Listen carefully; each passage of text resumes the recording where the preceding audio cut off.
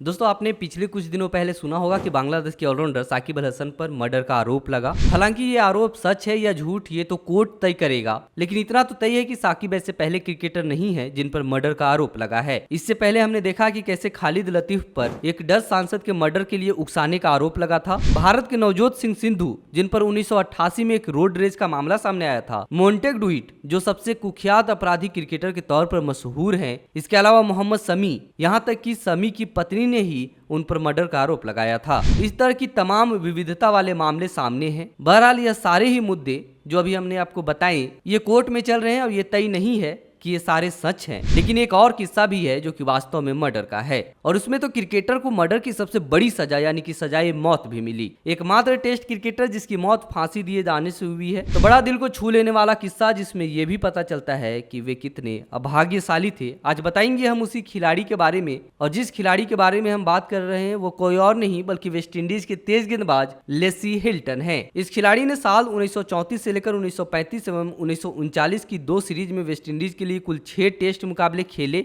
लेकिन आज उनके टेस्ट करियर की बात नहीं, आज हम बात करेंगे उन पर जो कि उनकी पत्नी के ही मर्डर का आरोप लगा था। इसके बारे में बताएंगे। यहां तक कि कोर्ट में वह बच नहीं पाए थे और उन्हें फांसी की सजा सुनाई गई थी। 1955 में किंगस्टन में उन्हें फांसी दे दी गई और मर्डर के लिए फांसी की सजा पाने वाले वह अकेले क्रिकेटर रहे। खैर ये किस्सा यूं ही खत्म नहीं हो जाता है, क्योंकि जब आप इसके अंदर झांके तो पता चलता है कि यह खिलाड़ी यानी कि लेसी हिल्टन किस्मत के कितने बेचारे और कितने मारे हुए थे। सबसे पहले हिल्टन के बारे में, उनकी शुरुआती जिंदगी के बारे में जान लेते हैं। बता दें कि साल 1905 29 मार्च को एक गरीब परिवार में इसका जन्म हुआ था। कुछ याद नहीं रहा कि पिता कैसे थे, क्योंकि 3 साल के थे तभी पिता इस दुनिया से चल बसे थे। माँ भी चली गई थी जब 13 साल के थे। ऐसे में बड़ी बहन ने पाला था। पढ़ाई छूट गई थी और छोटी उम्र में ही एक दर्जी की दुकान पर नौकरी और उसके बाद डॉक पर मजदूर बन गए थे। लेकिन जब भी फुर्सत मिलती क्रिकेट खेला करते थे और जमैका टीम में आ गए ऑलराउंडर के तौर पर। और साल 1926 से 1939 तक कुल 40 फर्स्ट क्लास मुकाबले भी खेले।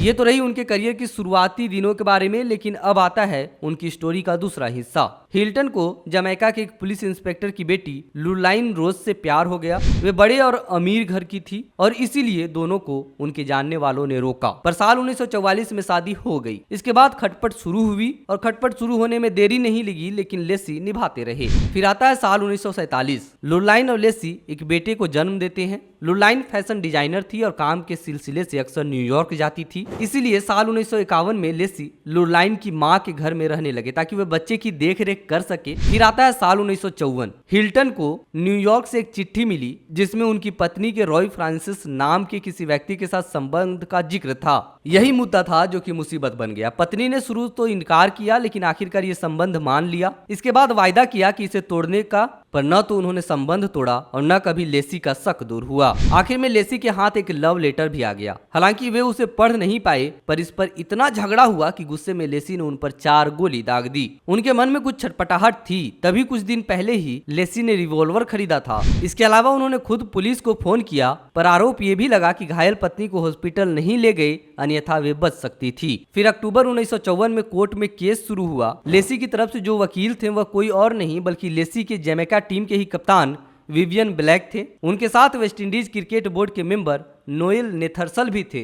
खैर लेसी की मौत की चर्चा क्रिकेट में कम और क्रिकेट के बाहर ज्यादा हुई और इसे इतना बड़ा अन्याय माना गया कि उनकी फांसी के 2 साल बाद जमैका में उकसावे के अपराध को अलग से लॉ में जिक्र हुआ, ताकि ये तय कर सके कि जो अपराध हुआ है उसका कोई इरादा न था। अगर ये कानून लेसी के समय होता तो शायद उन्हें फांसी से बचाया जा सकता था। खैर आज भी वेस्ट इंडीज क्रिकेट में इस खिलाड़ी का जिक्र बहुत कम होता है।